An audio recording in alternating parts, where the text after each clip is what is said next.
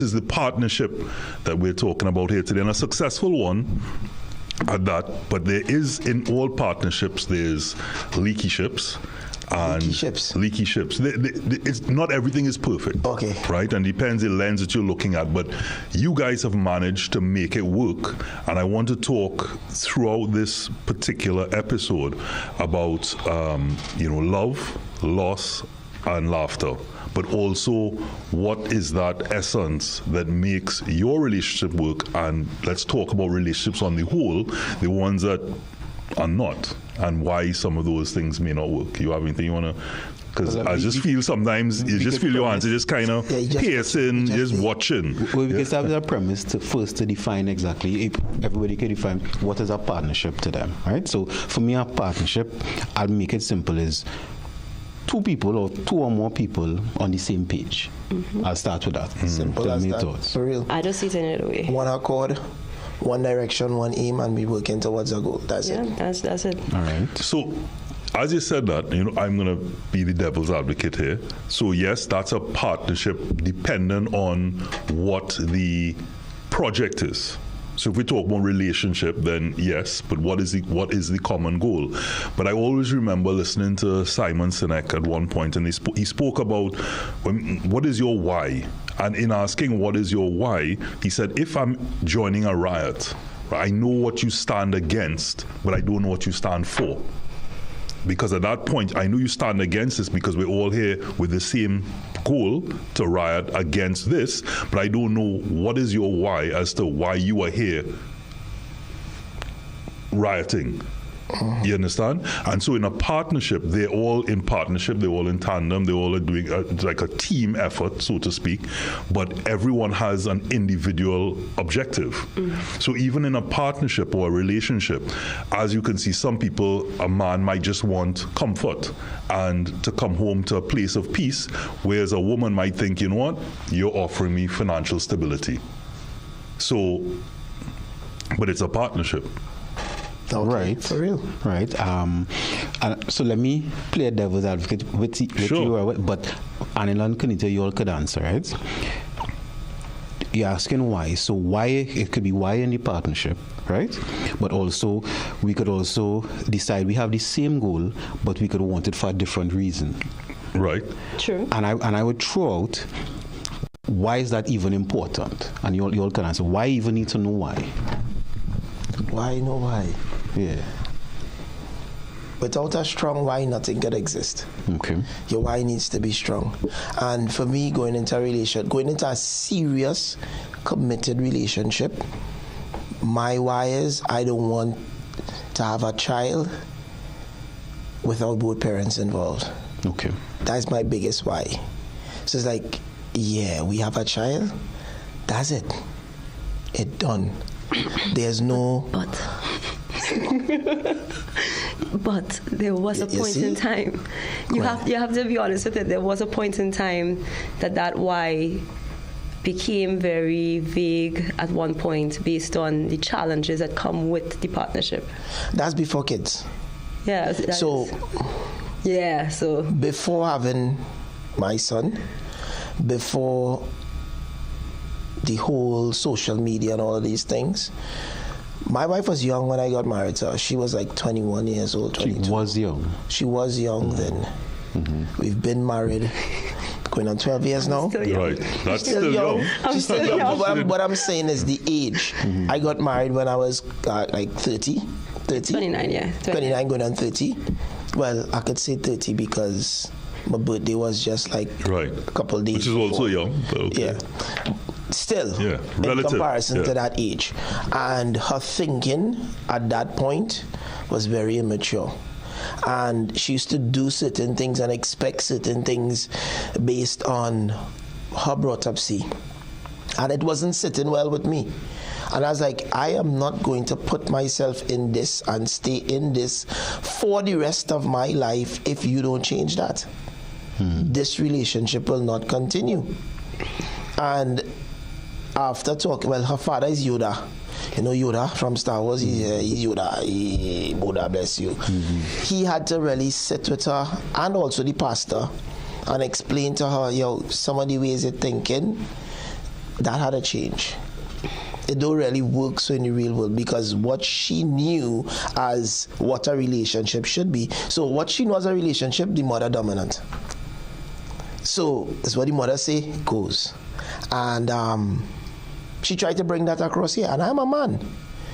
No woman ain't going to run me, at all.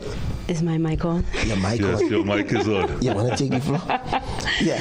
So that was my mindset there and then, and I was like, yo, this had to change. And after she made the changes, everything was good.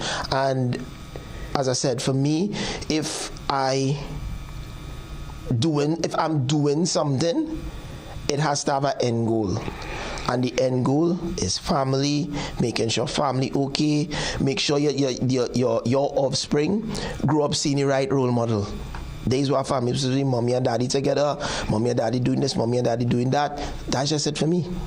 For you. So as Yoda, the great Yoda said, there's no try, there's only do. Right? And that's one of the most popular ones. I looked at your expression when Arnold was saying what he said. Do you feel, there's one thing that in my past relationships I realized that very strong women or women who come from that background, they don't like the word compromise, right? Because to hear that word means that you are giving up something, that you're becoming less than. Do you feel that? I mean, it's clearly worked. There's 10 years. There's been a lot of your life has unfolded in the public eye. Going on 12 years. Yeah. So 12 years plus there's the dating period. Do you feel that you have compromised in a way that you are happy with? Because we hear the word change, and a lot of times when you hear change, I realize that that's one of the mistakes that we make, because we find a partner, we go into something and we go look at it as a project almost, to say, okay, these are the things I like, or these are the things I'm willing to accept, but then I'm going to change these things, and if those don't change, then I'm going to move on. Which I found by you stating that was very mature, especially for a 30-year-old, to look at something and say what you're willing to accept and not, and move on for. And for that aspect of it, I'd say good for you, because most people just accept and they take and they build up levels of resentment, and then before they know it, there's ways, whether they become apathetic, they retreat, there's silent treatment, there's different forms that they act out, and people don't really take it up and say, I'm making a decision. But I want to come back and really ask, are you 100% happy with the fact that you can allow Anil to live in his masculinity, and then you are now comfortable in your femininity? So I have to say that if I did not make the adjustment, the outcome may not have been one that would be expected of me. Based on, even though, yes, I grew up in a household where I was told to be very strong, and I have that mindset, and most Caribbean women, that's what we're taught. We're taught that, you don't ask no man for nothing, don't listen to what a man... Hey, I'll let you talk, All right. Right. That's true, eh? You don't listen to what a man have to say, because at the end of the day, a man could do this, that, and based on past experiences, all of these things that happen to women, they put that on a young woman as she's now entering that commitment. So I had to make a decision. The choice was either, okay, keep this up. And what that would look like was I was very verbally abusive. I was physically abusive. I was vindictive. And that could have looked later on in life if Anil just put up with it. Resentment. And what we have today would have never existed. So I had to make a decision for me to say, here's what, I am a woman. That me submitting to my husband doesn't mean I'm weak. Understanding what true submission really is. You could just say that again? Me submitting to my husband doesn't mean I'm weak. And in me understanding how to submit, things changed where any decision he was making, financially, anything for the family, he has to come to me first. Not because I said that's what you have to do. It's because the relationship now became to blend the way it should. And I'm a big believer in God. So as soon as we start to put God there and what God wants for us in the marriage, I started to see now a man no longer just saying what he have to say. He would now come and speak to me about all the different plans, the things that he has in store for us, just like that. So I saw results started to happen.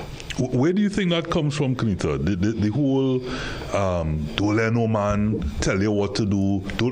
Is it because it happens so often? You hear it in so many environments. And then on the flip side, sometimes you hear where women just become overly submissive, but submissive in a way that they don't have the independence. They don't, from a position of weakness. They're not submissive in the way that allow the man to be the man of the house, and not in a domineering way, but in a way that understands a man has a role to play and a woman has a role to play. And if a man plays that role as what a man should be in the positive sense, it allows a woman to be a woman and to be in her natural role. But outside of that, we have so many times that there's almost this traumatic conversation that happens. It's either a woman is raised to be dominated or just not say anything at all, or on the other way, don't let no man treat you like that. How did you guys find that? How did you get to that? Because like you said, you made that decision. Yes, I made that decision. And it goes right back to the goals that he has for the family. So what your environment is more powerful than your will. And I know we all know that saying. And I believe that in a household, if that is what a child grew up seeing, it's going to be very easy for that child just to grow into their adolescence, into young adulthood, carrying exactly whatever they saw in the household. So we made a decision as well that when it comes to arguments, anything that we disagree upon, we're not going to display that type of behavior in front of our son. Even if it is that we are heated in the moment. And there are moments that I slipped up and he slipped up and we had to remind each other, yo, remember this is what we said. Remember this is what he's going to see. This is what he is going to now take as an example and take into his adult life. So it's being mindful all the time how you speak, how you behave, certain body languages, because children are not stupid at all. They pay close attention to everything that's happening, and they do adapt to suit. So speaking from my household, how I was brought up, for me, at first, I felt like if I was weak, to allow my husband to lead. And how do your parents, because sometimes I've seen in relationships when the woman then makes that decision, the parents almost look down like, look, you see, correct, she's now cooking, she's now doing this, she's now doing that, as opposed to... It did happen. For my father, however, he really encouraged it because he believes that Anil is definitely doing what he needs to do as a man in my life. There are parts of Anil that he had to work on as well over the years, not as much as my personality traits, because I have some very strong... they say red woman. Hercules. So it's Hercules. Yeah, sometimes I feel like more strong than him. And I think as women, we believe that a man would not retaliate, or he should not retaliate. So we feel we have the upper hand.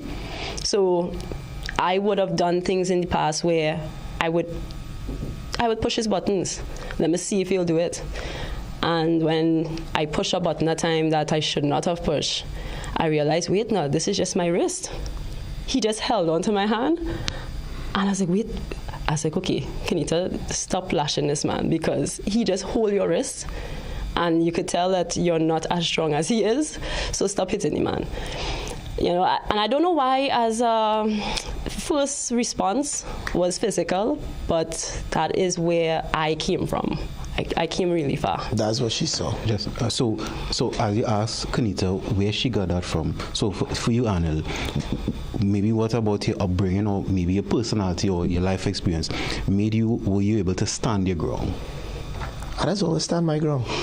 Stand for something or for anything. But why? What maybe in your development? What about your personality? Why you like that? But not just not just stand your ground, but also not take it to a level that became. Yeah. So in other words, you still were in control. Yeah. So I was very aggressive as a child. I used to like to fight. How do I know she can't fight with me? On top of that is a red woman. And the first thing, once a woman cry in front of a police officer, Done. that's it there. And when they're good looking, we already know the Lord has function. They don't want to know if you're right. They don't care. You go and get back. No questions asked. So at times I would just walk out the house, just leave. At times she felt a knife and it stabbed the fridge, bang. And this is in the earlies. Yeah, like in context, you're just making it sound like if I just like a mad woman just pick up a knife and like. Nah, we didn't think that. We knew we'd have a context. All right. I don't know, you know. Context. We had an argument about something, and back then there was times she used to hit and she was real verbal. So I locked the bedroom door. And that was the problem. Just leave me alone for a little bit. It's going too far. You cool off, I cool off. So she's taking a knife to try to pick the bedroom door.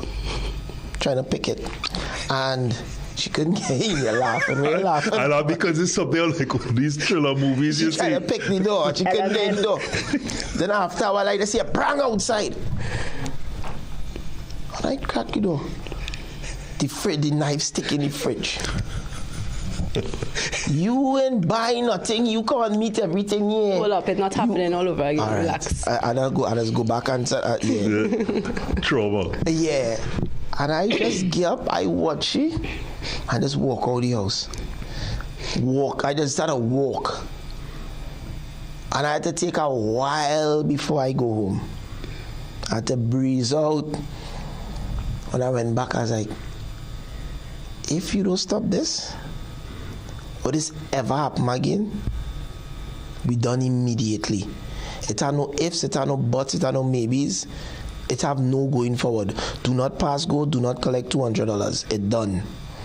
And probably the time I take away, it gave her time to think as well, and then that. But that's what she grew up in, that's what she grew up seeing. So this is why she say, environment and yeah. it has a big part to play. So she believed that behavior was okay. So her mother and her father, they're not together. But the father is the songhead one. He, will go and talk to him, and he will yoda down the place and get her to understand. You can't do this that way, you can't do that way. And then going to the pastor, biblical standpoint, this is what the Bible says should and shouldn't do. And my wife is a very intelligent woman. She not stupid at all. She understands God first and mankind after. And she's like, okay, cool. Let me do what needs to be done. So is it that because, again, your parents aren't together now, and one was clearly, the mother was more dominant. Mm-hmm. So is it that you've seen how that panned out? And well, to me, she's very successful. So to me, it's like, okay, if a woman just, could put her foot down and say, this is what has to happen in a household, to me, it's like, okay, I want to be like that. And that really is what shined like gold for me personally. I felt like a woman standing like that tall without having a man to say anything to her. To me, I felt like that's very powerful. It's only as I entered a relationship with a different mind of a man, because I realized that there are different type of men. It's a man and it's a manico. Different type of men, right. And he is not one of those men that I can push around and I can tell. A man's man. He's a real man. So Eddie voice.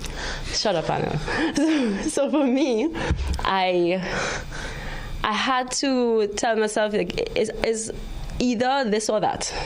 So I made a choice of, all right, okay, he gone for the walk, because that day I actually did think clearly on, is it worth it? Is all of this worth it? And I think when you see your partner, the person that you choose in your life, is able to provide for you in all aspects that you need. Not what you want, but what you need.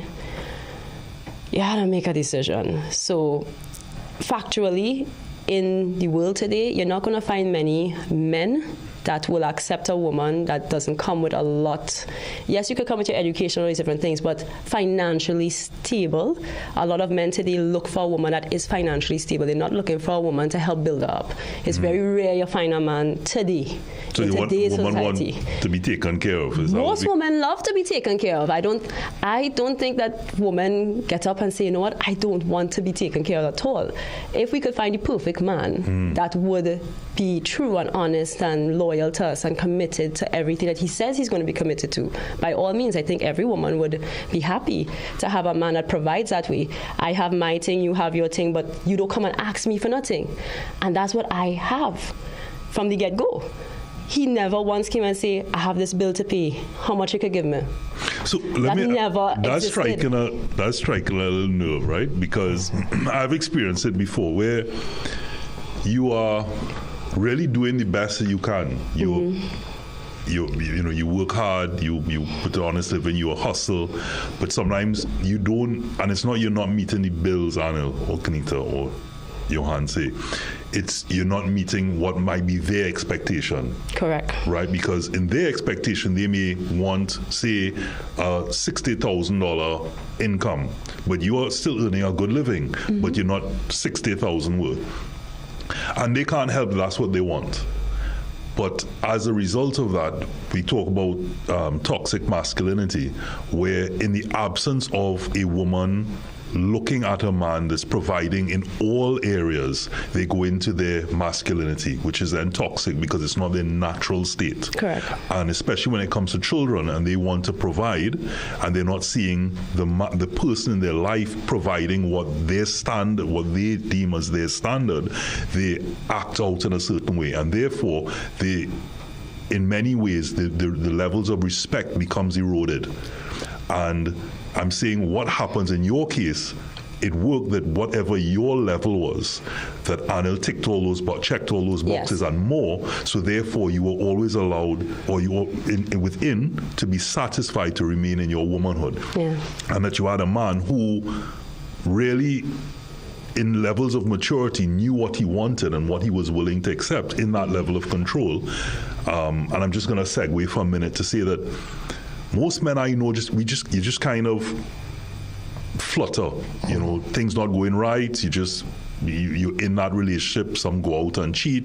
Some take to alcohol. Some do different things, and it's just you're not willing to make that choice and say, this is not working for me because there's love, there's all sorts of other things, and walk away. You knew, listen, yes, I love her. Yes, there's these things in line, but I know what I'm worth, and I'm not willing to accept these things moving forward. So I wanted to put a pin in that to come back to with that, because I want to make sure and note that. What happens then when your standard is, say, a woman is, say, 60, you're doing what you can for 10, and you're just living in an environment now where that woman's just not going to respect you. And it's not something that you could you control. I really believe it's important for a man to know the woman that he chooses. So for me, I'm not a materialistic goer. You could try to bring the moon down, that wouldn't impress me. You see a heart, you see how you consider me, the lengths that you will go for, you'll cut your nose off to spoil your face. For me, that's the kind of man I have. Oh my God, I get emotional. Don't cry, you like to cry. I know, but that's what I have, and he's willing to. He didn't care. I say I want to be with him. Things wasn't looking good on my end with my family agreeing with the relationship, and he's like, "Gil, you don't worry, I have you, I have you," and I knew I didn't have no big balance in no bank account. I left home with just what was on my back. I didn't take anything else. I say, hey, we're going to do this thing. We're getting married. And I am for this. Now, mind you, all the drama started to happen after I made that agreement of saying, okay, I'm going to follow this man. But all of that's what I saw from the beginning. And that's what made the difference with the relationship, because I don't have that high expectation of things. I don't have a listing of lifestyle that you need to treat me. Because I could have all of that and behind closed doors not be treated well. And that's where the toxic could come in, where a man could step and say, all that thing that you think you get in there, you feel it cheap, and then treat me how he feels it's right to treat me. Based and on you accept because you don't... Correct. And then because not having that value, that high value within myself, I would look at it as, I don't want to give up this because where I go get that again from? What other man's going to give me that? And then you put up with a lot of toxic things in the relationship where verbal abuse is concerned. It could be physical. It could be using the finances against you. I didn't want that for my life. I don't want that at all. I don't even want that for any woman. But you have to choose the right man because there are some men that will use that power against you. And abuse. Yeah. So we're going to take a short break. We're talking about the power of partnership and talk again about loss, love, and laughter and how this works.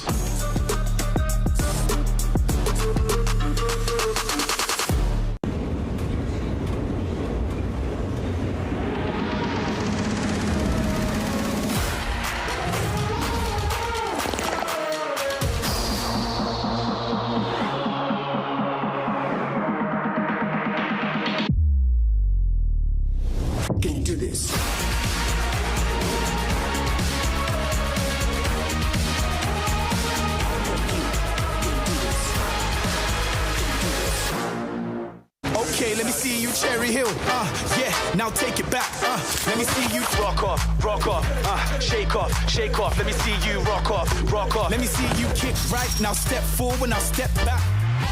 Lucozade, bring the energy. Unbeatable taste, new look.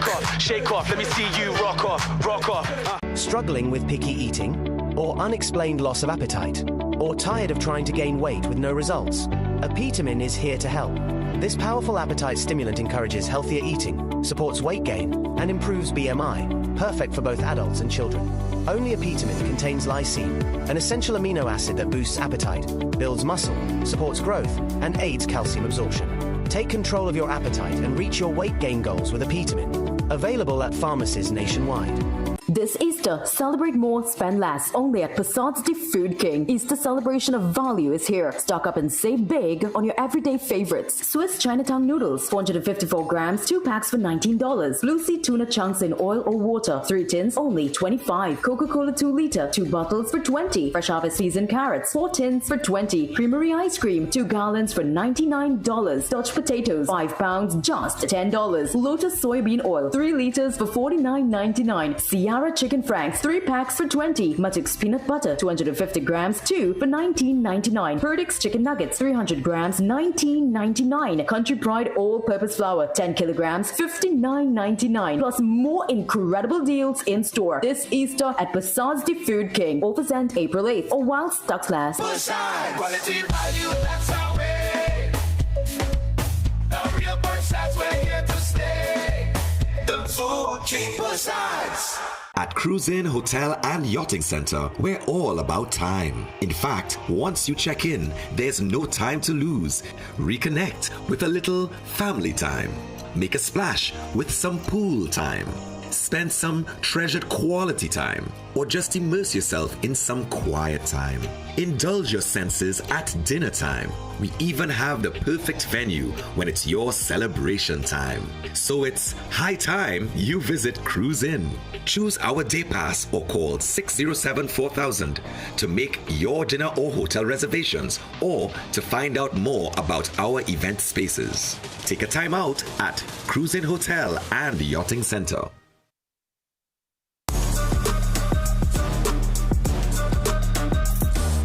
So this is ManHOOD, and the topic is the power of partnership. And the main question is how you, Arnold James, could stay sane with a red woman for all these years. 24 hours. 24 hours, whole day, all day. That is if you're really still sane, eh? Yes, I have to laugh plenty, boy. If you don't laugh, you go cry. Because, brother, a lot of persons, they are in relationships, but they don't have the privilege to be with their partner 24 hours a day, and because we work together, it's wholly, all day, every day. And a lot of times people think you would not bump heads. We bump heads a lot because you don't have a break. And she would want things to go a particular way when we work in, and I'd be like, no, this is how we're gonna do it, because if we do it this way, I go and get problems in the back end because I have to do this, that, and the other. And she adamant it had to go that way, and it would be a whole until we decide, okay, we will try it your way, we'll try it my way, and then we'll move forward. So, you know what's in there? You know what's in there? There's a respect of with all of this, even though there's disagreement, there's a respect that you realize where there's a limit. One person is then willing to then step back at that point, because they say two man crab live in the same hole. I just tell she that. So she knows preach that. If two persons keep pushing, at one point, if two people are going at 80, there's only 100. So somebody have to be at 20, somebody have to be at 80. And it seems that even though there's steam, at some point one of you realize, okay, let me pull back, and whether you Anel allow Kanita to say, let's do it your way, and vice versa, to get the mission accomplished, rather than just keep going at it. Because if you all didn't have that, which is the je ne sais quoi, as far as I'm concerned, that makes it work, then it'll just be volatility all the time, and you won't be working. Well, what Kanita said before, she said it's important to know your woman, right? And I think that's important because when she said it, I was thinking back even on some of my relationships, and the one that didn't work, right? I wanted the person to be something that I wanted the person to be, right? So I using a personal example, but also in the like the shirt that you wear. Right? I just asking if you. And even in the oh gosh, really I just come to my area. Sorry, boy. That is all right. I take it. Sorry, go ahead. In my profession, even with dealing with men and sometimes with couples, what I often see is, and this both from the man and the woman, is that the man wants the woman to be something, and the woman wants the man to be something, and it's something that they're not. But what happens sometimes is that person try to be somebody else for that person, and if you're trying to be something you're not, there's only so much you could do with that. Right, and that's important because all of us come from a different background, so we have a different sense of things, right? And I use the word sense because sometimes when somebody don't do something you want, you say, well, you have no common sense, right? But the senses only become common when two people actually be honest with each other and let each other know. But a lot of people come into relationship with their own preconceived conceptions of what a relationship should be. And it's not to say somebody more right than the next person. It could be just different. But they never really discuss truthfully what it is. So therefore now I trying to mold you in my image, and you trying to mold me in your image, and then everything of course start to bump heads. But what about when you in a relationship or even in life, you, for example, you might come in and say, listen, I am something I am not at that point, but it doesn't mean that you're trying to be that person for Kanita. It could be that you genuinely want to be, say, a better person, or you want to be that, but just your drive or that staying power or your why just isn't enough to take you through. Just like how you mentioned at the start about the fact that children are what's important to keep you guys together and keep that's your why, that's your focus. But sometimes you mightn't have that thing that is strong enough to keep you wanting to make that change. For Kanita, she realized losing you and not wanting that for herself was her why to change. But in many relationships, that's not strong enough. True. Because the person don't stand the ground. Right? That's true, no? And that's it. You pull it off my tongue. Right. So you go ahead. You go ahead. Go ahead. He's the expert. I think listen, everybody's an expert in their own right. Fair. Right? And so I say that because even thinking about it, Kunita, you said it. You said some women, this is what you said, some women think that a man wouldn't retaliate, right? And if, you know, you're saying, we Trinidad, we say monkey know what tree to climb. So if a woman know that a man wouldn't retaliate, then she will have the propensity to do whatever she wants, and vice versa too. If a man know, well, I could do this for my thing and she will still stay, then that would happen. And if the people, the partner, don't stand the ground, whatever it means, and stand the ground don't have to be anything violent. It could just mean these are my standards, or it don't even have to be standard. These are my wants, not even needs. I want these things from a man, I want these things from a woman, and this I'm not accepting otherwise. But when people don't stand the ground, that's where the problems come in. Correct. And another thing too, what I realize, because a lot of persons reach out to us, you know, for counseling, we need counselors. Women have a tendency when they're upset, they need to talk about things immediately, forthwith. No. And a lot of no. And a lot of times as men, when we upset, well, I can speak for me. I don't like to talk about anything. Allow me to come down from wherever I'm at, and then we could have a conversation. And a lot of women, I realize, they can't just leave it alone until later. They had to deal with it now. So, women, from a man, if you're looking on, it takes two persons to have a conversation. And if the other party is not in the right frame of mind to have a conversation, just leave it and then revisit it, because that has caused real bacchanal. That's easier said than done. Correct. That's easier said than done. Maybe Kunita give some advice. So while the man, so you give your advice now, right? While the man cooling down, what the woman should do. So don't look at it as him dismissing you. And I think that's really what affects us the most. Is we think we're being dismissed, we're not being heard. He's not going to come to talk to me. I have to go to him again to revisit it, and that becomes very frustrating and overwhelming. Men, if you say you're going to come back and revisit. Give her that reassurance. I feel as women, we need to be reassured regularly. That's something that has to happen all the time. I know for my husband's sake, he doesn't like it sometimes, but we need that reassurance. Yes, we are married to you. Yes, we know we're committed. Yes, all of these different things. It's so much years, but we still need to hear the reassurance. Look, let me ask you. Thank you for being honest. Thank you. What are you? We're going to get to more honesty just now. Oh, Lord. When you talk about, so one of the things that people, men say, my home is my castle.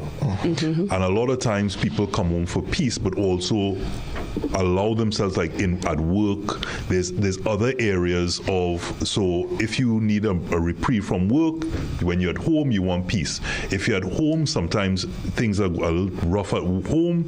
You're at work, you get your moments of, peace or to exhale in certain cases, or gym, or all these other things. Where do you get that? Because if you're 24/7, working, home, all of that, where's your moment? Because even in a party, you all are together. So there's like... I'll be real honest with you. Yeah. I just take some long boy. I will sit on the toilet long and play game and just clear my mind and think about all the things I need. I just recenter and refocus on the throne, and then I get to go after that. Not only these. I'll watch late in night. I probably watch some anime and stuff. But Anil, I saw a video. Even that Kanita. Yes, brother. Even that not sacred. Oh Lord. Excuse me. It's been a long time going now. Wow. And I don't know if he notices when he does it, because every day it's the same old. We are together 24/7, literally. When Anil comes home, as soon as he enters, the couch is right there. He sits in that one spot on the couch for a while, and it's as though he defrosts. He just sits down and melts into the couch for a while, and he's playing some game on the phone, and then from the game, he will get up, and then he will start to have conversations with other things going on. But majority of times when he gets home, he disappears in that little space. Men are creatures of habit. I'd be amazed. I do know this. I know this by now. Now, honestly, in the beginning, that used to piss me off. Why? Because I'm like, yo, we have a son. We have other things. Yes, we work together. You know, women don't like to see men's lives. I know. Culture. You know that one. Ladies, but I had to recognize, and this is through, which I have to be grateful for at the same time. Anil and I, when we have those moments, he at times, not all the time, will be willing to be open and say, this is what's going on with me. A lot of men don't like to say what's going on. They stay closed in. They would not respond. Some of them just shut off. Woman stand up, they're talking to them, and they mute. That is also a sign of disrespect. Those things that he never used to do, those kind of things too. That is something we had to have a conversation about. It's like, okay, here's what's going on. I understand you're in your head. I understand you have a lot on your shoulders. You don't want to throw whatever you're thinking about on me. But in terms of you just locking off, what it's doing to me is making me feel like I'm invisible. Like I'm not existent. That we're just roommates in this house. So having those conversations made it easier that when I see him sitting and doing his thing, instead of just coming and I would just say, look at my baby just sitting on there relaxing, and I give him the moment. If I don't join him, sometimes I would join him, sometimes I would leave him, but I appreciate that he gets the opportunity to just USA. Because I take my USA time. Yes, right. You do. Early in the morning when I drop my son to school, I take my USA. I sit in the car for like half hour, sometimes 45 minutes. Sometimes he might have to come and get me because I'm just there in my thoughts and I'm just relaxed. And I think men deserve the same time. So if we give them the time, it will no longer be that knocking. And pointing fingers of what I did today. What did you do today? I tired too, but so that helps for us. So I want to talk to people, and just to say that right now you're probably listening to this whole conversation, even though you heard about knife throwing, etc., and thinking Kanita is an enigma, right? She's not the typical woman, or is Anna the typical man, or this is a typical relationship that exists, right? Well, listen to this story, right? Because I'll show you how much more they're not normal. They're not the ordinary, couple that really and truly, I don't know, 24/7. We have a lot of understanding. That's it. You all have a lot of understanding. There's a lot of respect. There's a lot of introspection, and deep, which also could come from your faith in and deciding what your why is that keeps you that focused. But it is ManHOOD. It is a podcast. Let's talk about just before you got married, and the wedding day. Let's have that story. So I had an ex-girlfriend. She was very special. That's all I could say about that. She was special. And we broke up on real messed up terms, and she's special. I'm sorry, I'm going to cough. And she thought to herself that I would never settle down. I would never get married. And she saw me in the mall shopping for wedding clothes, and it's like, we go and get married. She's like, you going to get married? You going to get married? I was like, yeah. Where your wife? I was like, she across it, and the girl grabs my hand, drags me to the other store with Kenita in it. Watch Kenita up and down, so I hosting your wedding. And Kenita like, what? I hosting your wedding. And she's like, all right. Okay, cool. And she came, and she did an awesome job. No, but wait. I find we just rushing past there's so many areas to break down. Oh, you're going to the Baccarat. Not just that, is the fact that a woman's being dragged over to Kanita. It's not, before some hurry hand might have passed because she's a red woman. It's like, okay, well, who are you? Psh, psh, psh. And then on top of that, you accept it. So they're just levels that. You want me to answer? Answer it. So when Anil and I got together, sorry. But yeah, when we got together, I was warned. So I was told, you see that man? You see voice song? I was voice song. I feel for real woman. Yeah. Real woman. So I was told. And I was like, okay, so maybe that might be the wrong guy to give a chance. But again, the character of the individual is what drew me. He took the time to tell me about all of these ladies from before. Yes, every girlfriend he had, every fling, all the in-between, what he did to certain women that he regretted after, the moments of him walking on the highway crying. I said, what is a lot of drama? So it's like, okay, there's a lot to swallow. And I was like, all right, I accept that this is you and this is who you were, and you decided you want to change. I will see how this goes. And then I started to meet the ladies as time went by. And some of them she are very good friends with today. Correct. Some of them I'm very, very good with. And that is, I think that's a level of maturity that not many women get to. And I really think it's because it has nothing to do with what I make Anil do. Anil has a way about himself, as I said, his character. You see his word? He don't mess with his word, and I've seen it time and time again. So I feel confident that, okay, if I'm speaking to this woman, it doesn't mean I'm inviting another woman into my relationship. I'm not inviting somebody who can now potentially harm what I'm trying to build. So I have no worries. I don't feel as though I need to be with my arms up and ready to fight every second. No, I'm willing to be open to hear whatever they have to say, if they want to be wrong or they don't want to be wrong.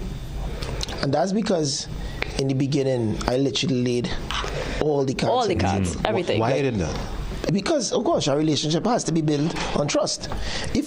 Well, actually, he fasted. Hold on. Yeah, did a whole fasting time. Hold on. And all that drama. We don't have to. Me personally, I decided when I wanted to change. For things to change, I had to change what I was doing. So I fasted, I abstained from sexual intercourse for a very long time. I prayed, and then my wife comes. So aside from all of that, so part of the fasting is you had to confess? You had to let her know. No. As I said, me personally as a man, if I am going to get into a serious relationship, if this is where my mindset is at, I have to put my cards on the table, because I would expect the same of you. And I know women are very tricky. So one of the things I did with her, I would ask her the same questions, different ways. And anytime she slipped or it vary or it change, I already know. I didn't even know what was happening. But for me, I know what I wanted, so this is me. So when it comes to meeting an ex-girlfriend or somebody I was involved with, then you have nothing to worry about, because I already tell you, this is this one, this is that one, and you know where I stand. But as a man, do you think that we have double standards? In what way? In the fact that you are laying all your cards on the table, right? But what would have happened if it was the other way around? You're fortunate, but I'm saying, what would have happened if it was the other way around with her laying her cards on the table? Yeah. I expected her to do the same. So what I did, I asked questions about her past relationships in different ways over and over. So if it varied or it changed in any form or fashion. If it was like your past. We know it's not. But I'm saying to you, if it was different, a man and a woman completely different. So I ain't going down that road at all. If it was like how I was very promiscuous, and I'm not going to do that, because it's completely different. Let me be real with a man and a woman. Okay. Now, before you said, when I asked why you laid your cards on the table, and you said, well, of course, if I want, but of course implies that it's obvious now, and I don't think it's obvious in the wider society, because I could tell you, growing up, the advice I get from elder men was, you don't ever tell your wife or your girlfriend everything. And I used to say, that don't make sense. It's better you tell everything. But it's like, no, I'll tell you now. And that's the advice I heard growing up from the elder men. And then even when I looked at relationships, that's what I saw. So I'm saying I agree with you. You should lay everything out, but that is not obvious. That is not, at least in my experience, personal and professional. That is not what men generally learn and hear. But is it ammunition? Is it then ammunition that you could throw? So that is very correct because you're coming with there. And I think that's why men don't say anything. Well, because a lot of women tend to use that as ammunition. For me, trust is everything. You see your name, your word, and your bond, that's it. So if I'm coming to you from a genuine place. This is me.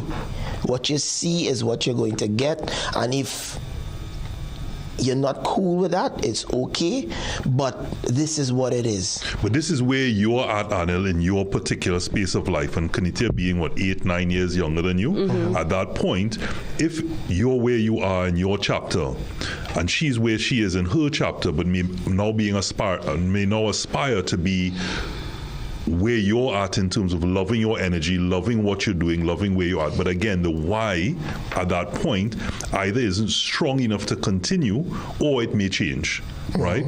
And in doing that, your trust and the way that you're still along that same path, but could change over a period of time. And that's where things like heartbreak comes in, or the sanctity of the environment starts to break down because you're still along your path, but because we're all human, doesn't mean that the other person continues along that same trajectory. And I'm coming back to the fact that you all have been fortunate that your why at the center, of course, God first, continues to, I think, is what makes the magic of the continuity of the marriage, because you have a focus that hasn't wavered. Yeah. But the chapters can continue to change as you go along. Well, I don't think you use the word fortunate, right? But what I'm hearing from you all is not luck that you're working on. It's a lot of intention. It's a lot of work, but the why is what I'm saying remains there to want to do the work, because there are many relationships that while that person, you are in your chapter at that point, and you may decide, listen, I want to go and party, you might be in your chess playing phase or dominoes.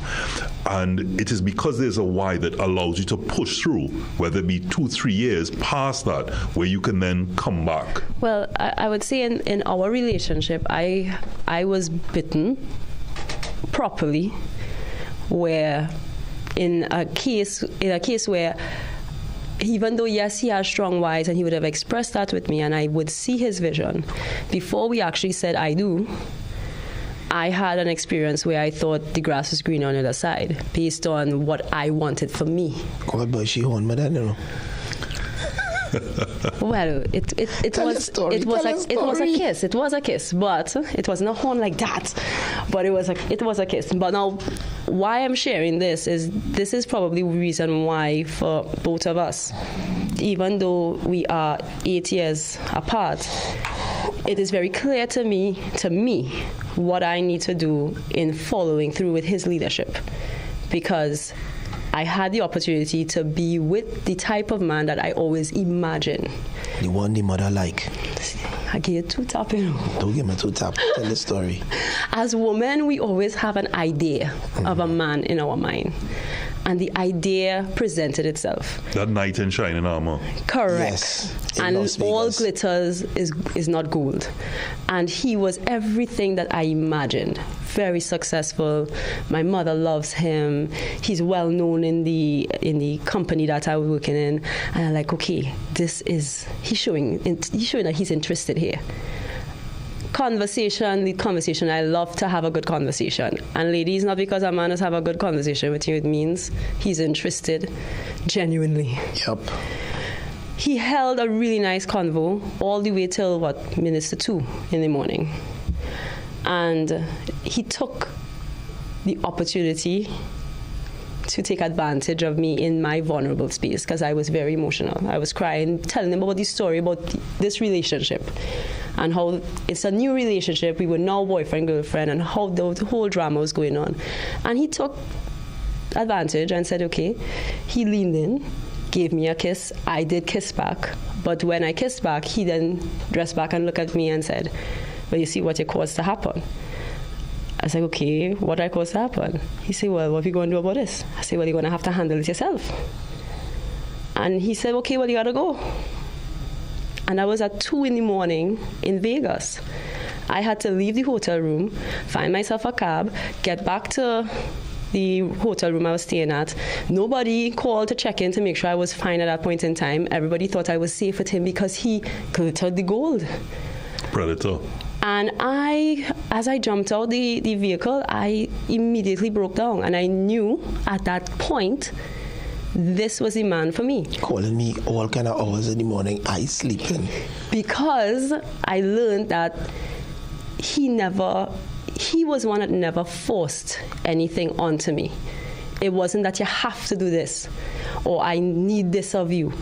And understanding in the early parts of our relationship where I didn't have to worry about what Anil was doing at the point in time, because Anil will always come to check me. I didn't have to always be on the phone calling him and checking in. He was the one doing that intentional work in the early part of the relationship.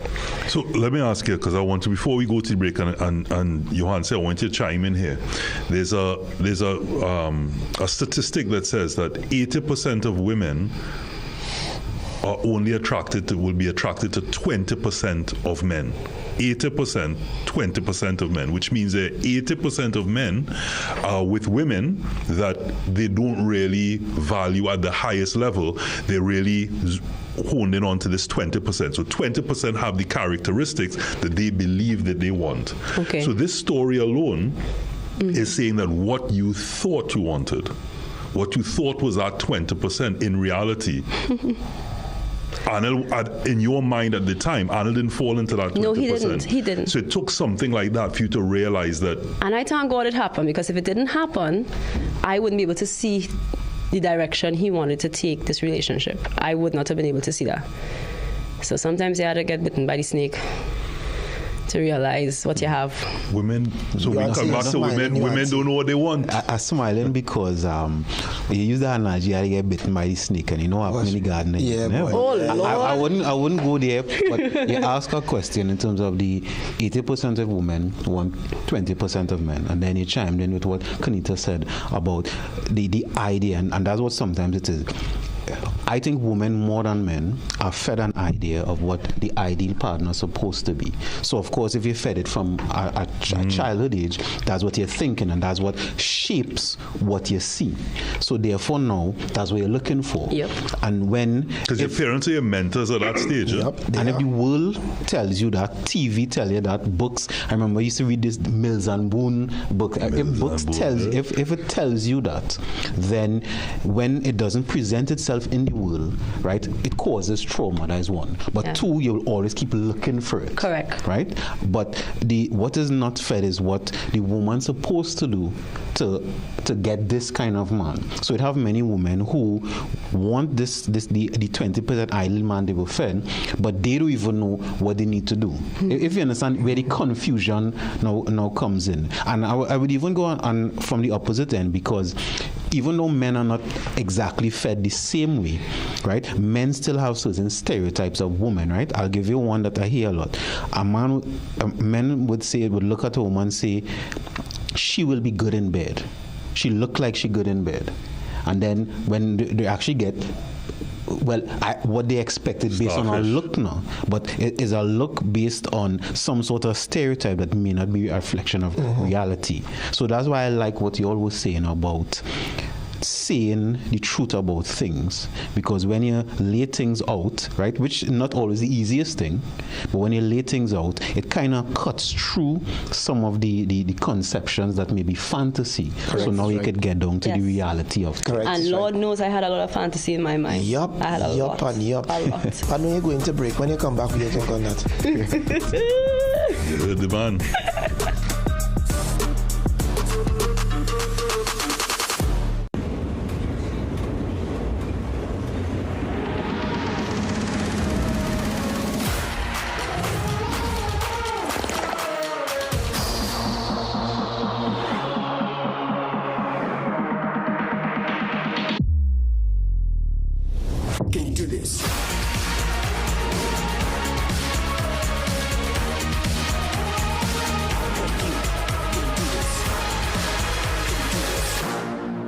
In today's fast-paced competitive job market, certification courses provide individuals with flexible and industry-relevant learning options.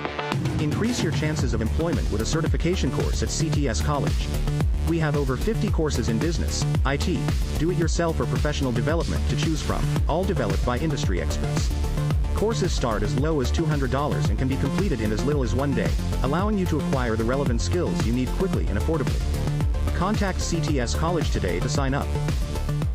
Struggling with blood sugar swings, high blood pressure, or stiff joints? Take control with Aja Nutrition's powerful wellness trio.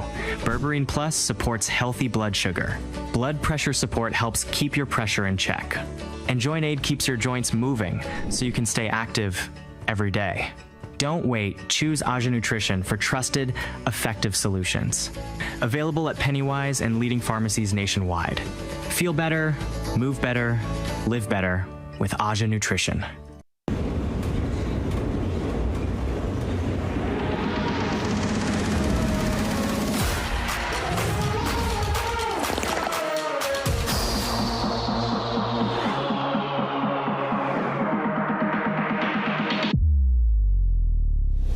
Can you do this?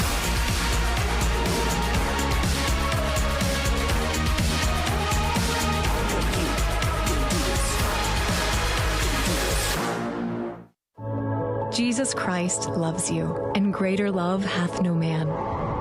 Because of his love, he opens the way. He opens eyes, ears, and minds. Open your heart and experience General Conference of the Church of Jesus Christ of Latter-day Saints and feel his love. Greater love.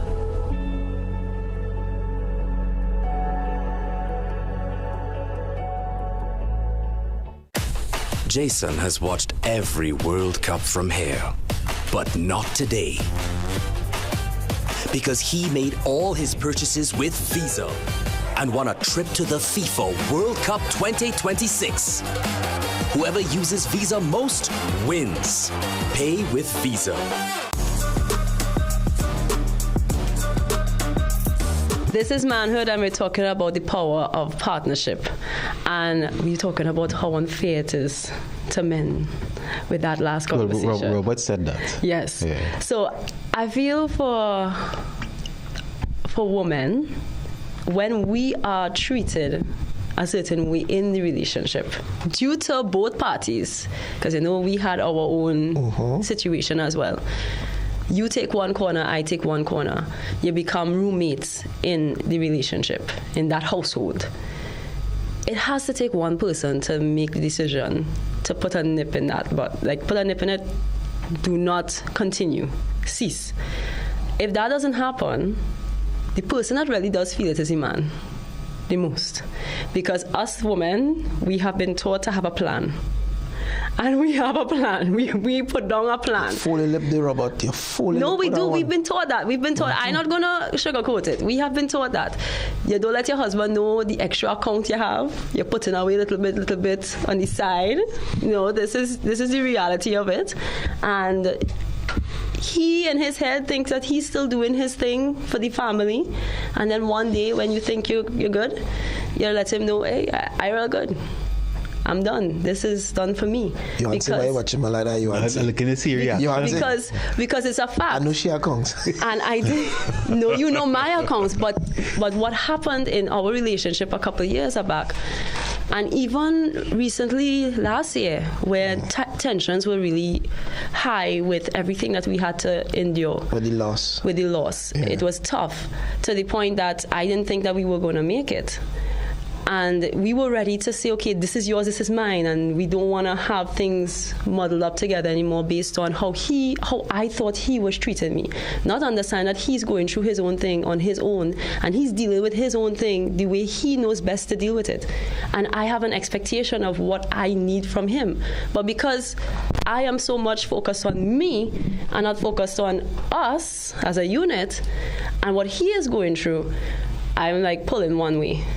You needed comfort. You needed comfort at that time. I think all women.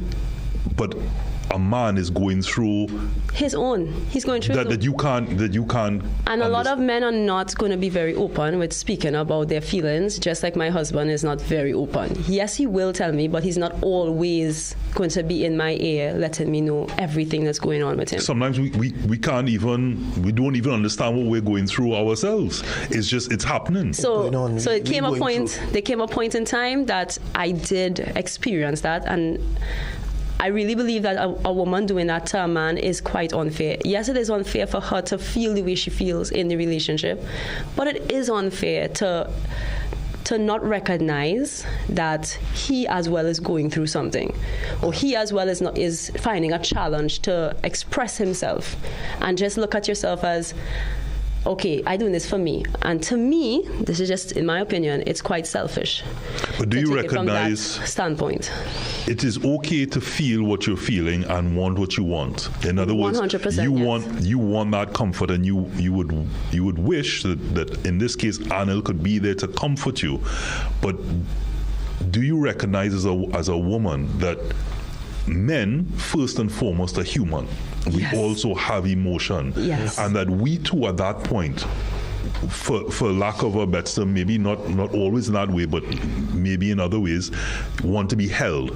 Yeah. Which is why men embrace one another in moments of, whether it be at a funeral or in moments of tabanka or trauma, impact. Men coming together with a brethren, that is someone who you can connect with, and sob sometimes, or just squeeze going through that internal sob. Depends on. Sometimes it's silent too. And it's silent. And I've observed that with my husband. I have seen what that looks like when he meets a friend. At the end of the day, in our relationship, it's very familiar having situations take place where many times we just want to be separate from each other. However, because I am aware of these things happening in the relationship, and I do from time to time take in other little podcasts or reading on relationships, I realize that there has to be one person that makes that decision in the relationship, takes action. Because men bad mind. We will hold on to that. It's a real bad mind woman out there too. It's plenty. Has her aim gotten better, do you think? With the knife? I hope not. I have not done that in a long time. Like, you have me thinking there. Mm-hmm. As men, this is the first time I'm actually giving it thought. You know a man going through something, you've been through stuff yourself. When you meet the man, it's really a stiff, stern handshake, and we say nothing after that, and it's just understood. Yeah, I understand. And that's why I cried today when the guy paid for the breakfast, because I know that's what he was doing. I understood that when I saw him do that with you. I was like, okay, Justin, that's just his way of letting Anil know, I understand, I feel you, and I hear. The context. Yeah, but we went for breakfast this morning before we came here, and I saw Justin Woodley, knew him from a long time, and we seen he shake hand, the same stern shake hand, and we had breakfast, but he finished with his family before us, and he went and he paid for us. We didn't know. And then when it was time to leave, I looking for the bill, and you was like, don't worry yourself, your bill get covered. It's like, yeah. Oh, they give me free food, yeah? She's like, no, your bill get covered. And then, my mind run back at him, because when he leave again, I was like, Justin, boy. Yes, in that moment, just looking at him, and then it just all hit me all at once. I say, okay, wow. So this is actually the first time I realized this is what we do as men, is an unspoken word.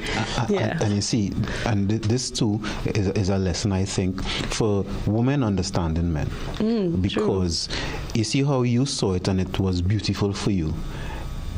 A lot of women sometimes have to take time to see the beauty that coming from men, because it don't happen as quick as women, right? And that is actually a physiological, biological something. Maybe someday we could have a little diagram I could explain the difference between a male and female brain.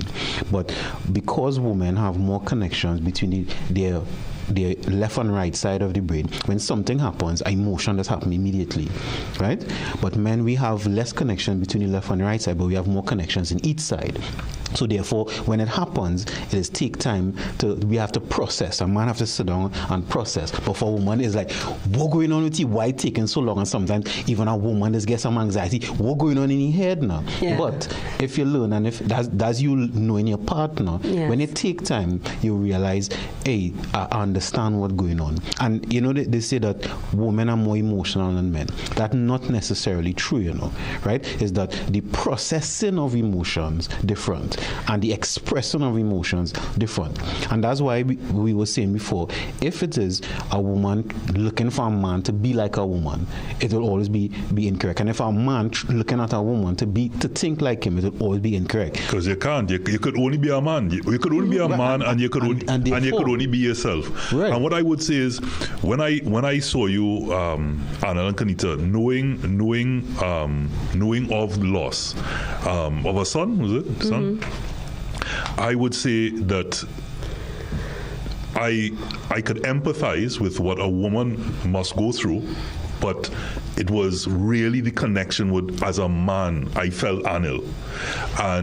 But again, we're not always in that position where we can say the words, but it is in that handshake, or sometimes it depends on an embrace, that several emotions, I would say, run through the mind. One, and it depends where you are also as a man, like in terms of in a genuine state, brother, I feel for you. I am sorry that you went through that loss. I also then think to myself what that would feel like for me. I also then go back to history with what may have happened to me in the past. And it's all of these connections are happening in that moment. And so it's almost like a mutual exchange of that energy of brotherhood, all in one. So it's not just an innocent or a casual, hey, condolences, brother. You know, it is a whole. Once it's genuine, it's that connection at that point. And I think, and I believe in energy, and I believe it's that moment that both parties have that unspoken word, which is what your brethren Justin in his own gesture. You're correct, you know, because as you were saying, you come to the realization to what women is doing. You brought it up. I thought about a brethren of mine whose wife passed away, and I remember when I went to the funeral and I saw him. I don't think we spoke for the funeral, no, but when I saw him immediately, I just went up and gave him a hug now. And I remember the energy in the hug. We didn't have to say anything, right? And you both of you all saying it, and even from Kanita, you observing it, helped me to understand, and even men listening and women listening, is that men and women do things differently. And I think sometimes that becomes a little model where everybody trying to do everything like everybody else, versus understanding, you go in general first, men and women do things differently, and then Robert to do something different to Johansi, different from Anil. But each one should be cognizant enough to understand that I do something different, and don't try to do it like another man, or try to what the woman tell it to do or society tell it to do. I know that's difficult sometimes. But you do your own, you. And then when two men meet and they're honest with each other about each other, you could feel the energy. When two men sit down in a room and they are comfortable with themselves, you know the energy. Someday you don't even need to talk. Which is the space we try to create here, because if it's in a position of, and I could relate in the sense that for my dad, a woman coming to hug you, it's like you're still in your masculine energy. You still have to have that bravado. You're still trying to hold back to a certain extent, and you're like, thanks. You know, there's still a level of comfort, like you feel the connection of the woman embracing you.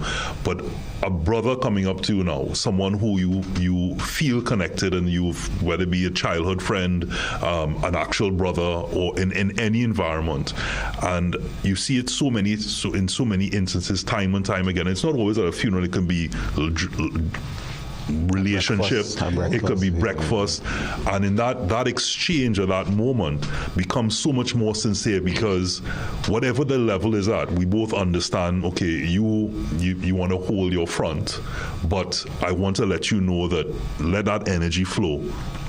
This is our moment, and I see you, and I'm there.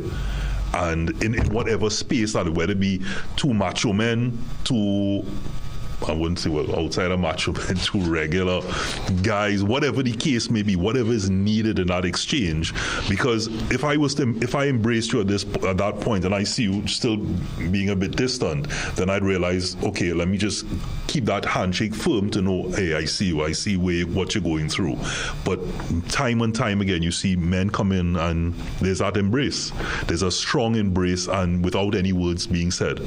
Because there's no need for words to be said at that moment. It's an understanding that I'm just there.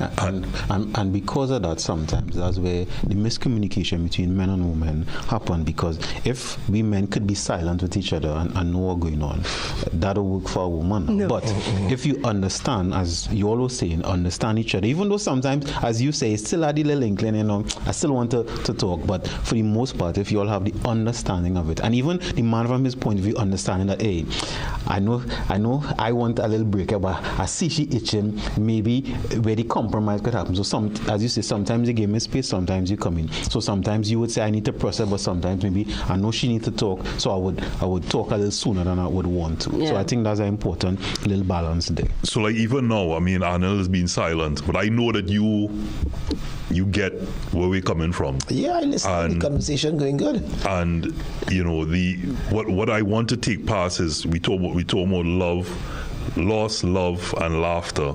We've spoken a lot about love is what clearly is keeping you guys together, not just love of God, but in terms of love of each other. Yeah. Otherwise, it certainly wouldn't have worked out. Definitely wouldn't have gone to 12 years.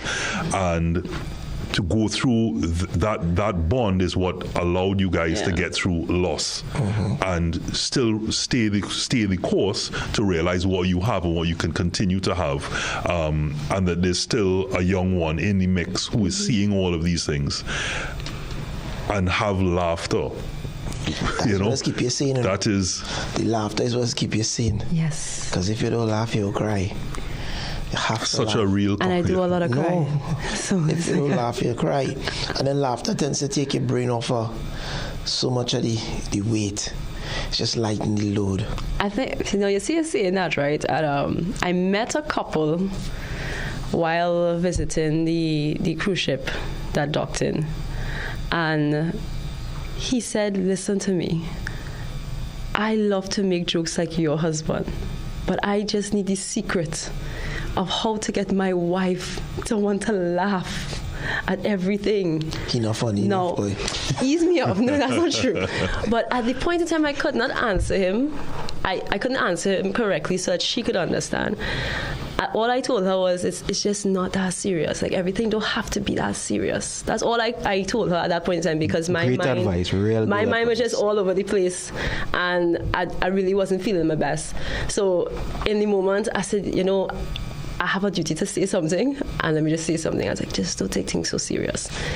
And I really think women, when our men play with us, instead of looking at it as he's childish, no, we are comfortable. He is comfortable. We only play with somebody that we're comfortable with. He is comfortable. If your husband can't play around you, it means he guard not down. A man would only let his guard down and be playful and fun if he's comfortable with the person he's with. Yes. And a lot of times when moments happen in our lives, as women, we take things really seriously. It could be the smallest thing. Why is that? I have no idea. I mean, I'm not a woman, but from a professional point of view, I could tell you why. Brother, why? Listen to me. I tried to help my wife out the other day, right? She wasn't feeling good. I bathing she in the bathroom. Breakfast, lunch, and dinner, I dealing with. On top of that, I'm still working, and I'm trying to wash clothes and all kind of thing. I put some clothes in the dryer, and the clothes shrink. This woman cried blood. I swear it's the end that it was like his clothes. But his first way of interacting with me because it's not that I was laughing, serious. actually. He's laughing. But I'm not crying because he's laughing. All right, so I'll tell you from a professional point of view, and I'll tell you what women tell me also, right? From a professional point of view, just what I was explaining before. In a woman brain, as an activity happens, it goes straight to emotion, right? And then it's go back to the activity, then comes straight to emotion. That if I had a diagram, I'll show you literally, it goes like this, right? And a man brain, it just go like this, right?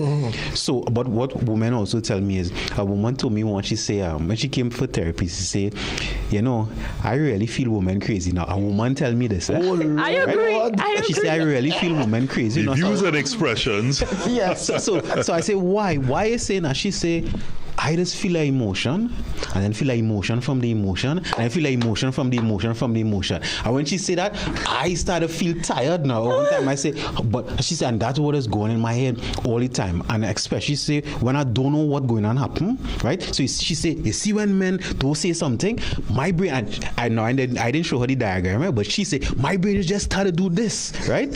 So I saying it that way because when she understanding herself, you know they say knowledge is power, right?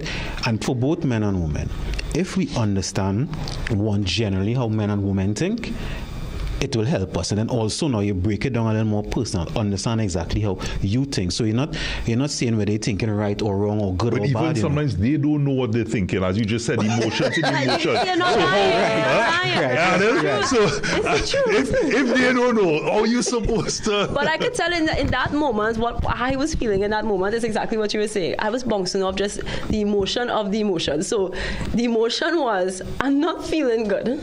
Right. That's one. I'll tell you one thing, you just didn't listen. That is two. It did the first time that he do that with messing up my clothes. And then the third thing is, oh gosh, on my period too. It's like it's too much. It's just too much. And I just had to. And you would take a walk at that point? So no, I was like, I could buy his clothes, I could buy back. We see the logic. Then she ended up trying on a jacket.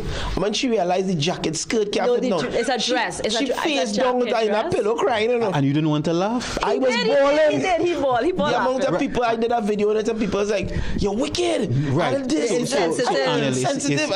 So I'll say something now that a lot of women read into it. There's a little bit of a stereotype and a double standard, right? You see how you were saying, which is good advice to tell women, don't take men so serious, right? It's not as serious. It's not that serious. I'm going to say the same thing with men, you know. Sometimes, hear them out. Even if if you know your wife or you know the woman you're with, even when she crying, it's not as serious. I know, no, right? It's not. He know That's why I was laughing. But he know that and I know that. But many men don't know it because once, let me tell you, see the tears of a woman, for many men that is do something to them. I was telling you that. And a lot of men, they feel and they have PTSD also from growing up because many, and I notice this more Caribbean men, right? Caribbean men don't want to see the disapproving face of a woman. And that's how they grew up. So I have to please granny, auntie, mommy. Right. A lot of men grew up with single mothers and seeing a single mother struggle. Okay. So a sad face, a disapproving face. So anytime now the wife or the girlfriend have any type of displeasure, and it don't even have to be with them, you know. It is do something to them. It is put them in a serious mood. So now they have to try to change everything to make sure she's happy. Gosh, boy, Anna, why you wasn't like that? I don't know. However, let me add to that. Laughter is also a coping mechanism. And you could be having those same feelings. However, your coping mechanism is to laugh it off. Because by saying, hey, it's not that serious, but you are not dismissing entirely. No, it's true because he did try to fix it. He did try to fix it. I went and wet the clothes and hang back out the clothes to see if it goes stretch back. I know it wasn't going to work though. But and she's still crying. I said, what? After that, I paid nothing. I ain't doing nothing again. But he did try to fix it. But what happened, what I noticed about myself in that moment, at no point in time I recognized that he was trying to help. And I didn't even, give him any kind of recognition of thank you. Just a simple thank you. I didn't even say thank you. I just was. And that may be okay, and I use that okay because in the moment you working through. But he understand it's not that he being ungrateful. If you understand, it's not. It's just right. It's just she like the clothes and I don't know the clothes crying for the clothes itself. Right. So you all have to understand. Yeah, we do. So when we come down to, because we're almost to the close of this episode, and the power of partnership, and one of the things, well, if I was to list a couple of things that I would have seen or heard in this discussion and realized is, of course, one, your why is God first. And you mentioned that, Kenita, and Anil, even though I believe, because it wouldn't be working if you didn't also believe whether God first, but also once you had a child. Those things for you guys are very much the glue, that regardless of what happens, the problem is the problem. Yes, there might be emotions involved in that, but the problem still becomes a problem, and none of you are even putting it into your thought. As we said with Yoda, there's no try, there's only do. No one is putting in their thoughts of separation. It may always come down to, I don't like this about you, or I don't like what's being done, as in the problem, but it's not in your head of, I'm looking elsewhere, I'm going to leave, and vice versa. And to me, that is the power of your partnership. There's that respect, and there's that why is, I am not going anywhere. And whatever is happening, it's going to be resolved. We are going to move past it, of which many relationships don't have. Because there's a why not, and there's only a moment. When we hear this topic, this conversation, people say unconditional love. There's always a condition. In your case, I still believe it's conditional love, but the condition, what makes it powerful, is what you have as your why, which is God, and that belief, which is the fact that you've said it for your child. And without that, there would be conditions. And if certain things aren't being met on your side, you'd have walked. True. 100%. Which, of course, a lot of relationships have that conditional love. And as that's not happening over a period of time, as we had discussed during the break, where women may be signing off. You might be in a relationship for 10 years, but 3 years into that relationship, they've already slowly started to sign off. Resentment starts to build up by these same things that you're not having a discussion about, by the same things you're not communicating about. And it's non-negotiables. But because you're not mentioning it, or you might be in your bad mind and deciding, whatever. In your mind, you might say, we're going to get past this. I'm not going anywhere. But that might not be how she's feeling, or vice versa. And that's where the erosion starts to take place. And then 3 years later, when one decides, I've had enough because of something that might be very minor. My father used to say to me a lot of times, you're majoring in minors, but that minor thing might be the proverbial straw that broke the camel back. And you're looking at that point and saying, but this is a small thing, we're going to walk away for that. And you yourself had mentioned it, that it's unfair because the communication wasn't there. But it happens so many times in relationships. And people part ways, and what's they call star-crossed lovers, persons that really, if they had only stayed the course or recognized things a lot sooner, might have been perfect for one another. I had this conversation just yesterday, and a woman did say that. She did say that she should have took some time to recognize that it's okay to go to her husband. It's not going to make her look weak. It's okay to come and say. Someone is a counselor, I think but I think that's a part, and you said it at the start, where the submission and what you understand by submission, and whether it be from a Christian perspective or just in general, that submission is really allowing both parties to be in their element.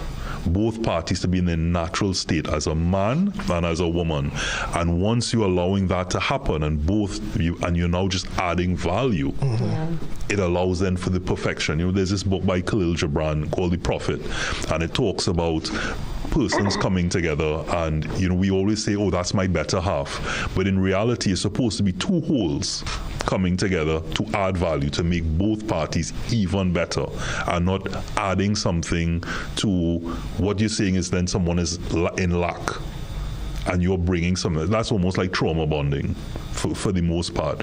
And in your realization of you at the start, Anil, talking about knowing what you wanted, and if you didn't get that, you were going to walk away, which wasn't a big ask.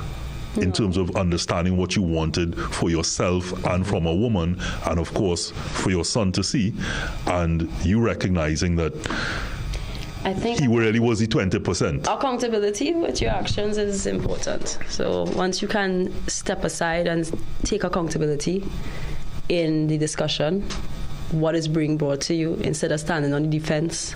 Instead of being in victimhood. Yeah, that whole victim mentality, it does make a big difference. And as a woman, we're not always right. I mean, yes, we are of the two sexes. Say that again so we could... We're not always right, ladies. We're not always right. It was nice. Well, Anil and Kanita, thank you very much. I appreciate you all bringing your honesty, right? And you all didn't try to paint a picture like it's perfect. They don't have the ups and downs, because ups and downs to me is part of it. It's so part of it. Our relationship is another job that you have to work on right through. I appreciate you all sharing that. And one thing I'm taking from you all is that it's serious, but not as serious. Yeah. It's not as serious. Right? And I'm saying it that way because me thinking back, I think there is some mistakes that I make. It was a little too serious. You know, as soon as they become a husband or a boyfriend or whatever, it become this thing now, right? And for me, I kind of lose some of myself in the relationships because I was becoming something that I think it should be now. So I appreciate that, and I became too serious. So it's serious, but not as serious. And even with the differences and shrinking the clothes and things like that, you could still laugh about it. Our material will shrink. Oh Lord! Why? This is my brethren. Right? This is my brethren. You know what you just did there? It does. That's exactly how we go at it all the time. All the time. 24/7. So when people see our content, they ask, I like that skit. It's like skit. What skit? It have no skit. It's just us being us, and whoever take out the phone first, capture the moment, that's the person that win, basically. Because you see what he just said there? And about you saying about the skit again, it's the respect and the understanding that when he's laughing, he's not laughing in a way that is to hurt you. No. It might be his coping mechanism as well. And you see, when you're crying, it's not necessarily something that she's going, hey, no, you are hurting me. It is her coping mechanism. And in the same way, when I make up, but again, knowing that understanding is purely because you know you love one another. And when he said as my brethren, he knows when I say something to him is really tongue and cheek. It's kicks. Yeah.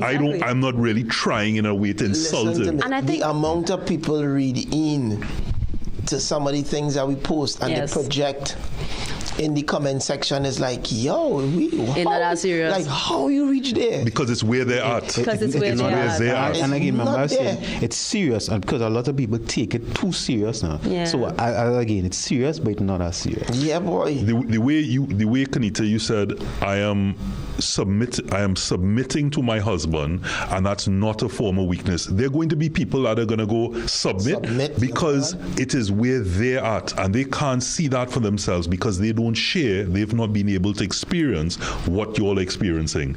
And when they get there, hopefully, I hope for them that they do feel they do get to that level and that point of understanding and commitment. They will then understand what you're now here trying to say. And until that point, people may see how Anil says something to you or vice versa and say, oh, that's a toxic relationship and all of these other things, because they're sitting from their smallness. They're sitting from their misunderstanding and what they're feeling. And people can only really, remember we said it, you can only be yourself. Like, we reach a point in our lives with social media, when we see the wear all the time in comments, block and delete. Just keep it pushing. Block, delete, and keep it pushing, because you don't understand our dynamic. Now you're coming to try and create an issue that isn't there, to now try and feed other persons like you, however you are in your relationship. It's like, why you want to start this? Block, delete, keep it. Trying to plant a seed to say, well, no, what you're accepting must somehow be wrong. Why? Because it's your dynamic. You have some people, allergic to happiness. Oh, cool. Let me shake your hand for that. Let me shake your hand for that. You didn't lie. It happens some people like that. And some years ago, I heard that already, but I've never really seen it. And some years ago, this a few years ago, Pharrell had this song, Because I'm Happy, right? I remember we were doing some work with some children, and we were playing that song for the children. Children who experience trauma, so they could get some joy. And I remember somebody coming and saying, but I hate that song. So I say, so while you're playing that for the children, I say, but I mean, I shouldn't even have to explain that for somebody, And then I really sit down and I talk to them, and every little thing, everything that you think does bring happiness, why the sun so bright, right? Why the thing, you see all them flowers, and I say, but every little thing that we have for happiness, this person was angry with now. Right? Now, of course, that is because of what they went through in life. But I say not because, and I'm glad you all said, you all know what happiness you all have, and you're not allowing other people outside. And I'm saying this to people too, whether you're in a relationship or even for you, sometimes people come from the outside because of what's going on with them, and they're trying to take away happiness. They don't want to even see you laugh. What are you laughing for? Right? And they want you to take things so serious. So again, it's serious, but it's not as serious. In the beginning, though, she used to read the comment section. It used to affect me in the beginning. Break down crying in tears. Yeah, like, why they could say this about me? Why they could this and why they could that? I like, yo, you know what you have. Yeah. You happy. Why you even taking on what people want to project? I guess for me, I come from a genuine place. And just sharing my life genuinely. And that's all you need to remember. What you're saying is genuine. And some people just could be really cruel for no reason. You don't pelt stone at full tree. I mean, what's it? You don't pelt stone at barren tree. Barren tree. She got to a point at one point, she was like, I feel we should just do skits and not post with life.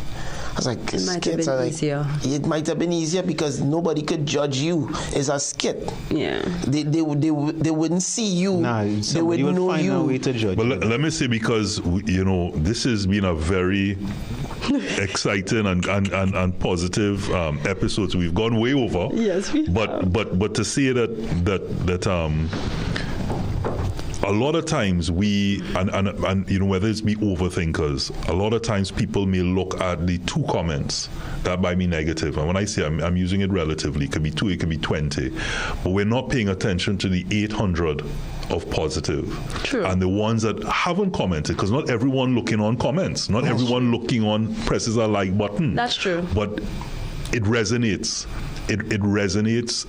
Discussions like this today is going to resonate. And if we reach one person who then turns their life, who then stays the course, who then goes to their partner afterwards and has a conversation that takes them to another year, we've done something. We've made something in a positive way, which is the point of this show in the first place in this podcast. So I thank you guys for that. I want to say that power of partnership, what I take away in this reference is God first, respect for one another, addressing the problem, always remembering the problem is the problem. And it doesn't, bad mind is only work when you're trying to push through to get something achieved. So in other words, even though we say bad mind, it's more staying power, it's courage, it's bravery. Bad mind in a relationship gets nowhere. If that relationship is indeed built on love, then giving up of oneself to go to that other person and make a difference and to change that, to continue along that path of love is what's important. So I really thank you guys for sharing, and I want to leave with, in terms of your closing thoughts, it will be in this case ladies first, and then to end with you, Arnold, to close the show. My closing thoughts, if it's one thing I could say, would be have a friendship in your relationship. That makes things easier. When you look at your husband or your wife, that is your best friend. What's yours? Okay. In life, as tough and as difficult things may be at times, it always have something to be happy about.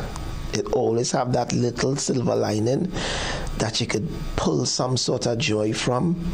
So try to smile, try to be happy. Anytime anybody asks you, how you going? I going good. I go in real good, speak it into existence. Smile, laugh, and just keep the air light. I don't think we could top that unless you want to. Again, my closing is, it's serious, but not as serious. This has been Manhood, power of partnership. Loss, love, and most important, laughter.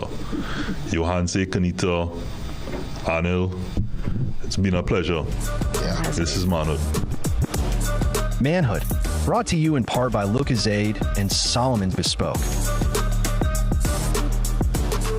Manhood, brought to you by Lucozade.